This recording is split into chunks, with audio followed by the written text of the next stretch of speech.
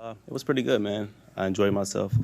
Took a few vacations, but did my training here, and training went well. The strength staff, the training staff, nutrition staff, they did well to get my body prepared for camp.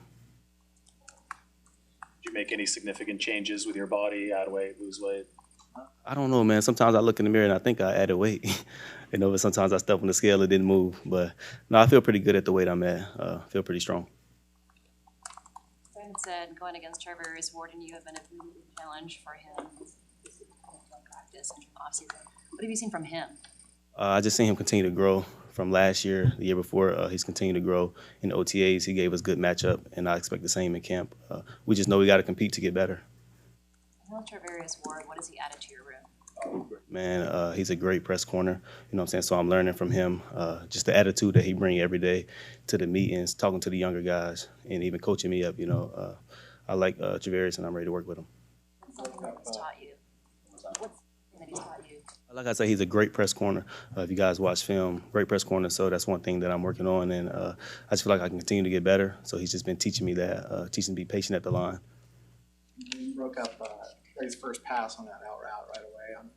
But what's his arm like to get used to as a cornerback? And I guess you've seen a lot of it last year, just maybe in scout team action. Yeah, Trey throws a great ball. The ball comes hard, So I was actually mad at myself when I broke it up because in my head I'm like, man, that should be a pick, But I got to get better at that. We talked to you at the end of last season, and you talked about your leadership and how you wanted to take it to the next level, and you are one of the longer tenured guys in that room. Kind of what have you done this offseason to continue that? Just coaching the younger guys. Like I say, for a little bit in the offseason, they was here, and I stayed back here so I can coach them up and let them know what to expect. I look at myself every day in the mirror and tell myself I'm a leader on this team, and just believing in myself that when I go out there, they're going to look up to me, and I feel it, and I'm ready to take on that leadership role. See a difference in Aiyuk from last year's training camp to this year's training camp in terms of being more confident, assertive, confident in his abilities? Yeah, I wouldn't say confident because last year he was very, very confident, and he's still confident, but like he knows the offense more, believing in himself, and I just like the way that he's going right now. Speaking of those young guys, what's your evaluation, your take on the two draft picks, Womack and Astro Pete? It's going to be really good. The first thing is, as a young guy, is like listening. So they're always coming up to me like, hey, what can I get better at? They go to Ward, they go to Barrett, some of the older guys in the room, and they're listening, and you can see it happen on the field. From OTAs just to this camp right here, you can already see it, and I'm ready to work with those guys, see what they can do. That nickel spot, it usually goes to a veteran because of the experience and the communication that's required from it. What's Womack like in that regard, as far as keeping everybody apprised of what's going on? Yeah, he looks pretty confident there, just from OTAs and, like I said, just from today, just the film study. Like I said, he's always coming up to me trying to learn. I know I played a little bit of nickel in my younger days, so he's always coming to me trying to learn, and that's the first step. And just seeing what he's doing out there on the field already is good to see. Do you expect that you're going to rep there at all? There's some talk that, like, to get the best three corners out there could be Ambry, Charvarius, and you, and maybe you'd be better suited for the nickel. Do you expect to rep there at all? Man, I honestly don't know. I wake up in the morning, come in the building, and whatever coach they tell me to do, I just go out there and give it 100%. What have you seen from Ambry and Dion coming back this year? I think they're a lot confident this year, just the way they're moving on the field and communication. Like I said, they're talking to the younger guys because now they're in their second year, so they feel like vets. I tell them they're not vets yet, but they just look better, more confident, just running to the ball, conditioned better. Kind of came in wide-eyed and a little bit lost last year, and a couple guys took them under their wings, but you've seen a lot of growth from them. Yeah, I've definitely seen some growth. I don't want to say lost, you know what I mean, but they definitely took a step forward from where they were last year, and I'm happy to see that. It was cool. It was nice. It was fun being down in Southern California, enjoying like a little vacation vibes, but also still working out, so it was fun. Al said that you guys ran some crazy hill. Could you talk about that? He said it was some wild run up the hill. Yeah, me and Trey, we know a couple people in San Diego, so they took us down to a hill that I guess some of the guys used to work out at a long time ago, and it was a Friday. Went up there, sand hill, and then hit the beach afterwards. What does that do for you in terms of bonding with Trey, and how do you hope that translates onto the field? Can you say that one more time? Sorry. What does that do for you in terms of bonding with Trey, and how do you hope it translates onto the field? So last year, this is my second time training with Trey, but he talks to me all the time. I guess he said I used to never talk to him. I used to give him dirty looks, apparently, but I was just being, I don't know what he's talking about, but this second year, we got to stay in the same house together, and a couple other people, and just hang out by the fire, talk, really just get to know who he is, and him getting to know who I am outside of playing football, because that's really the only time we get to see each other. So being down there a couple weeks and working hard, putting in hours, grinding together, and then hanging out, just chilling afterwards. It's cool. It's a great thing. That's the quarterback. We got to be connected on the field and off. I was talking earlier. How does that work? Do you apologize for the dirty looks or what? Like, did y'all get that settled? What he's talking about, that's what I told him. I know what you're talking about. Kyle mentioned earlier this is kind of the first regular off season you've had since you've been in the league with no COVID or anything like that. How has your understanding of what it takes to be a pro and succeed in this league grown over the last 3 years? Yeah, Kyle talks about it all the time, just going through things. You have to go through things to learn. And I feel like I've been through a whole lot in my first 2 years. But I wake up every day, even waking up today, just grateful for everything, every lesson learned, just because I feel like that's the best way you get to learn from things. So just going through a full off-season, an actual off-season where we come in, we work out, we meet, we throw, and we play football in the off-season. We play, and we actually put our helmets on, and we run where we're running, rather than coming fresh into the league, not really knowing how to work out, not really knowing what to do in the off-season, and then you just get thrown in training camp. So it's been huge, but I just look at everything as just lessons, and I'm excited now. You feel like a veteran now? Oh yeah, I was telling people outside today, just like it was the first day of training camp, but it just felt like football. It didn't feel like training camp. We're just out there playing football, getting better, competing, and that's the feeling that you look for. That's the feeling that when you're comfortable. We're never comfortable, but we're just playing football now. You find yourself coaching the new receivers, like the young guys like Danny Gray, helping them out? Oh yeah, of course. I tell people all the time when I first came in, we had a really young room. Debo was in his second year. We had KB. KB was really the oldest guy in the room, but they were still figuring things out too at the same time. So we had Sanu, and Sanu was a guy for me that I talked to all the time. And everybody know I was mad when Sanu wasn't back, but he was that guy for me. So I feel like I owe it to those guys just to kind of give them that information that Sanu gave me, and just give them the information that I've learned in my past couple of seasons, just to help them and try to speed up their process a little bit faster. When you're working with Trey, are you working on a specific thing each day, a specific set of routes or a part of the playbook? I mean, how do you guys decide what you're going to do on a given day together? So starting off, it was just we know what camp looks like for the most part in terms of scheduling. So we go out there. We went on a three-day block of run routes, and then 1 day off, and then another day afterwards, just trying to simulate what a training camp would look like. But sometimes we go out there and we'll work quick game, we'll work play action, and some days we'll just dedicate to all deep plays, or deep posts, goal balls. So just depending on the day. What's his deep throw like? I mean, is the field extended with Trey Lance at quarterback? Like you can expect to get the ball deeper than maybe with Jimmy? You just have to be ready to on every single play. Where in the past where you may not have gotten the ball on certain plays just because we want to get the ball here, you have to be ready on any play just because it's a possibility that you might get the ball even though we haven't thrown that ball here or in that spot in the years past. But he definitely does. He extends the field. He makes those safeties back up, get out there, pedal fast. And I think that's great just because it'll give us all the underneath stuff that we love to throw as well. It was like this all through OTAs and offseason. Like Trey was the starting quarterback. Jimmy wasn't there. But in training camp, first day, was there any kind of different energy with Trey as Kyle said, this is his team, and no Jimmy there anymore? No, I don't think so. I think everybody around here, everybody's known what it's been. You guys been around a long time. I think everybody knows how it works. So we're just out there. We're just at practice. That's our quarterback, and day one. Does Trey seem more comfortable? It seems like he is for us. Does he seem more comfortable in the huddle, on the field? Yeah, of course. This is his. Every time you get in the huddle, and then you go away, and then you work, and you get better, and you come back, and you go away, and you come back in. Each time you get more and more comfortable, just based off not only the work that he put in away, but just having some success in the spring, and then coming back. So yeah, you could hear from him the way he's calling the plays and where he's commanding the offense.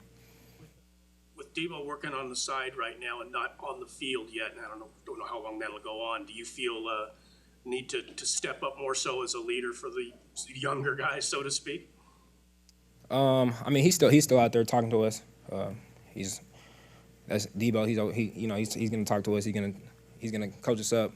But I feel like I'm just, whether he was out there or whether he wasn't out there, I would still be playing the same exact role. I don't look at it any different than if he was at practice today. But of course, we'd love to have him out there. We're waiting on him to get back, but some things got to get done first.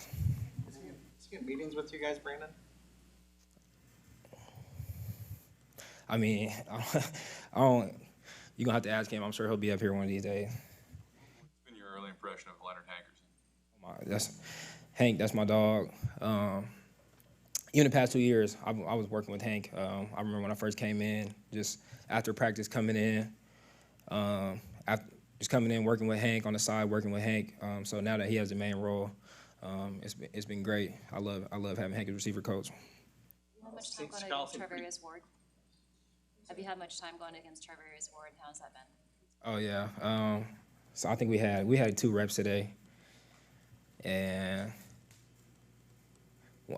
we had 2 reps today. You know, everybody jokes around all the time. You know, that's big money in the DB room. So we say that's the dog food out there. But you know, he's a great corner. We love matching up against him, and I'll just continue to look forward to going up against him throughout camp and just getting better because, you know, that's what it looks like. That's what a corner, even E-Man, just all those DBs, I talk about all the time, those DBs, we got a great DB room, just going against all those guys. But to your question, yeah, Javarius, I look forward to continue to go against him through camp. What's it like when you're going one-on-one with him? No, he didn't talk too much. I think one day in the spring he talked a little bit, but we had to get him going. So we look to get him going a little bit more throughout camp. Fred talked a little bit to you. Do you like when defenders do that? Fred is he's irritating, but he told me what type of time he was on in the locker room earlier today, so I can't be mad at him. It's just we're all competitors. You know, that defense is the best defense in the National Football League, so that's cream of the crop. When we go against those guys, we know we have to bring it every single day. And how good do you think this offense can be? Kyle seems pretty confident in the talent he's assembled around you. Maybe the best amount of talent you've seen on this team? I think the offense, it's really up to us. We talk about it all the time. The sky's the limit for this offense if we do what we're supposed to do. And that starts today. That starts later on today in the meeting rooms and then walk through later today. We know what it's supposed to look like and we know what it's not supposed to look like. And I think everybody just kind of knows how we started off the season and where we were at. And we're just trying to and how we practice at that moment in time. So we know what it's supposed to look like now, and we're just looking to get better, build every single day. If we get better every single day going against that defense, we'll look up and we'll be in a really good spot. So we know this offense can be a really good offense. We just got to work for it. When you look at where you were last year at this time to where you are today, is there a certain level of pride just how you handled everything and how many strides you made? Oh, yeah, for sure. I think just the way that everybody knows how the situation last year and how stuff went, I think kind of just me personally, I feel like I'm happy about the way things turned out and how everybody grew and moved on and moved past and got to move forward from certain situations in the past. So I definitely do, yeah. Ribs? Yeah, so Juice was just running his route. I was going to cover Elijah. And, you know, I play defense for a reason. I don't like getting hit. I like hitting people. So he ran into me, and I got that brace on, so that brace hit me in my stomach, so I knocked the wind out myself, honestly. All I had was D'Amico on the head said, "Get up, you all right." So, like I said, it's not a true NFL season if I don't get one of those at least, and before we have our first game. So, day one, perfect. Brandon was in here earlier talking about how annoying it is to go against Fred all the time. What is it like playing next to him when he's on your side? Honestly, it's like all of us are always yapping. And it's honestly great playing with him. Like coming in, me, Dre, Flan as rookies. He was in his second year, so we kind of always were able to okay, have a little bit of a blueprint. Okay, how to go for him. Obviously, we're all in different situations. He was third round pick. I was undrafted. Excuse me, I was undrafted. Dre was late, but just still to have kind of a little bit of a model, a little bit of saying, okay, this is how this goes for him. This is how this worked for him. So it's really good because it kind of you can learn from other people's mistakes or success. So that's kind of how I piggybacked off of just him and literally we're so close. I feel like all of us as a group, our whole group is really close and team is really close, but our group specifically, I think we've been with each other now for going on 4 years for the most of us. So it's just a really close group, really good bond. And when we out there playing, we all just love talking, and especially when we're going against the offense. So. Pre-practice summit with all the linebackers and D'Amico. And obviously D'Amico, former All-Pro. You've got Fred and All-Pro in there. What's that meeting like? What do you guys discuss, and how much do you pick up out of that? Really, it's just us talking just about what's about to go on that day. Different keys, things like that. And the conversations are really just laid back. I mean, it could be about pretty much anything. We talking about wife and kids, for all you know, it could be about anything. But just getting our minds ready for practice. Obviously, D'Amico was a hell of a player, and obviously is a great coach as well now. And even though he's a D coordinator, he's still our linebacker coach at heart. Johnny obviously was his coach, so it's just a real tight bond between all of us. So we always talk all the time. Like having Johnny back this year every day. It's awesome because he honestly, especially for me, I remember as a rookie when I was coming in, I had to stay in the summertime because I was coming off the ACL. I remember I used to go to his house during the summertime. I had a bike for the first 2 years. I didn't even have a car. And I would ride my bike from the little Santa Clara Marriott to his house, and we would hang out. This is on the weekends when people don't even have practice, nothing like that. So me and Johnny were really close since I was young as a rookie, and so not having him last year really hurt. We talked all the time after the games. We'd be on the phone. He's texting me and all that stuff throughout the week, but having him in the room is awesome. Do we still give you coaching notes? Oh yeah. Well, I'm talking about he might be in there getting treatment, and he over there sending me a whole paragraph of, I saw in this play you did that. So I mean, honestly, it's like having a granddad, something that you Even the other day we out there yesterday for our little conditioning test or whatever, and he's over there just taking pictures all over. This literally looks like your grandfather who's just taking in the moment at the family cookout or something. So honestly, it's awesome having him back.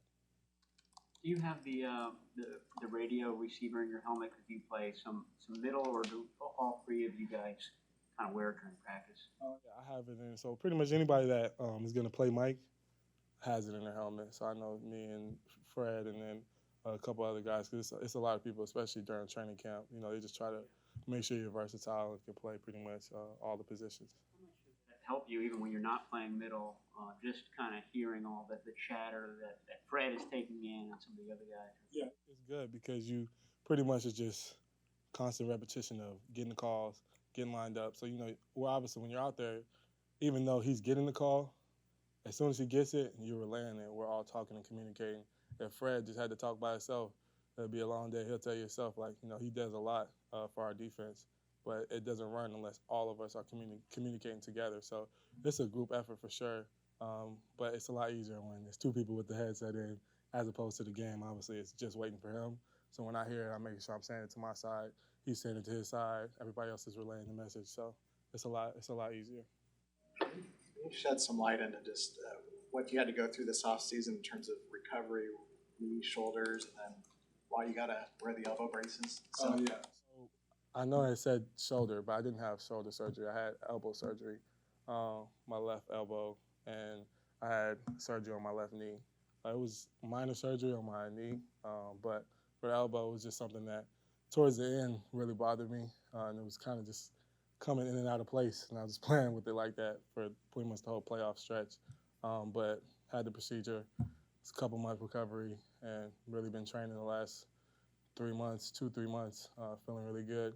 But now the elbow braces for me, I just kind of embrace it, like literally, but embrace it, just wearing it. I mean, I don't want to have my career go down to an elbow. That sounds horrible. So I'd rather just be safe than sorry for sure. What's competition like between you and Dre Greenlaw? And, like, is there a battle between you two as far as who stays on the field when it comes to like nickel and stuff like that? For sure, I can't stand that guy. No, for Dre is literally like my brother. You know what I'm saying? Literally, I remember we came in as rookies. We were roommates, and I couldn't stand him as a roommate. I love him as a brother and a teammate. But honestly, it's literally like I would never want to see him do bad. I would never wish anything bad for him, and vice versa. The competition with all of us, because even like, okay, well, Fred got the money, he's the guy, but all of us every day are all competing from the bottom all the way to the top, and especially you look at, like I said, the guys that came in since I was a rookie, me, Demetrius, Dre, and then now Fred. You know, we all kind of been growing up together for the last couple of years, so we always compete with each other. You know, always critiquing each other and trying to pick up off of each other's games, because there's certain things that one of us does better than the other, and you're not mad at the person for being better in that area. You just try to learn from them and just, pick up off of different things. At the end of the day, I feel like we're the best group. Everybody thinks we are. We got to put it on tape. And when you put it on tape and when you're practicing with the guys that are the best, you're going to get better. So it's not about trying to, oh, man, I got to look over my shoulder. I want to stay on the field. It's going to turn out how it turns out. It is what it is. The one thing you did as a roommate that got under your skin the most? He was just not very clean. I'll say that one. Facing Trey Lance, what have you seen from him? Just a few practices so far, but what have you seen from him in his procedure, his processing out there? I think just in general, like even thinking for myself as a rookie, it's just night and day from year 1 to year 2, because you got to go through a whole process of just learning how the NFL works. You know, it's completely different no matter what school you went to, how big of a prospect you think you are or you were. It's few and far between that can just come in and just not miss a beat. Nick Bosa's probably the only one that I've seen. But, it's really just a whole different deal. So when you go through that first year, all the ups and downs, all the criticism, all the people talking, and then now seeing him this year, you can tell like he's ready. He's more poised. I feel like the decisions he's making when you talk about throwing the ball, like he's always had an arm, but I mean it's literally just different, and you can see it. I think when he first came in, you're like, damn, like this dude's throwing the ball so hard, he's not throwing picks because we can't catch him. And then now it's like just the way that he operates, like I feel like he's just so much on point, and that's what you expect, over time. And somebody who takes their craft pretty serious. He's somebody that, I mean, I feel like he leads just by the way that he shows everybody what he's going to do, all the stuff that he's going to talk about, all the criticism that he has to take. I think he carries it really well, especially to be such a young guy. So he's making his decisions faster. I think his overall process is faster because, it's just repetitive. You see the same reps, the same thing over and over, for a whole year. And then, having OTAs, it's kind of a little pick-me-up. And then now training camps, I feel like you can tell he's definitely way more comfortable, obviously, in the second year than you are in the first one, for sure. I'm trying to remember the off-season, but I believe you were a restricted free agent. Just wondering whether you got interest from other teams, whether you had any visits or anything like that during that period. Yeah, honestly, I'd much rather not talk about it. I'm just happy to be in San Francisco. Happy that I'm back here, honestly. So that's what my focus is right now. But, yeah, as far as that goes, I'm San Francisco 49er until somebody tells me otherwise. Is there any pressure, or is it fun to think that you guys specifically, the line of linebackers, regarded as the best in the NFL? Is that something that brings you pressure when you think about it, or is it something that you really fun and embrace it because at the end of the day, you're also one of the best defensive teams in the NFL? Honestly, it's something that last year in the offseason, as a linebacker group, I remember Fred, we brought it up, and that's what we said we're going to start breaking it down on. This is before anybody said anything about how good we were supposed to be. And, at the end of the day, nobody cares because it's just like draft picks. You get drafted high, you get drafted low, wherever. I was obviously undrafted. So if I listened to what everybody told me I was supposed to be, I probably wouldn't be standing up here right now. So a lot of it is just drowning out the praise, just like you drown out the negative. It's kind of like all internal. So like I told you, we're competing with each other to make ourselves better. But, yeah, of course, you like having the recognition that you feel like matches who you are. But you understand that now when people are giving you that, it comes a lot more targets, which, we embrace. Like I said, at the end of the day, we go out there and play the game. I don't care what recognition or who you are. When you strap it up, you got to put it on tape. So that's what we try to do, and we take pride in that. What are your expectations of the defense this season? You have Nick Bosa coming back, hopefully at full strength, after his injury. You have your depth at linebacker, and then you added Ward in the secondary. So what are your expectations? I think the same expectations I would hope for any defense or anybody starting off a year is, be the best. But at the end of the day, excuse me, I did that twice.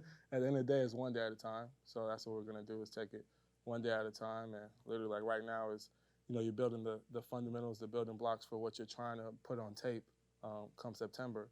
So literally, it's day one in the books, and just going to keep going away at it so that we can, at the end of the season, look back and be the best defense.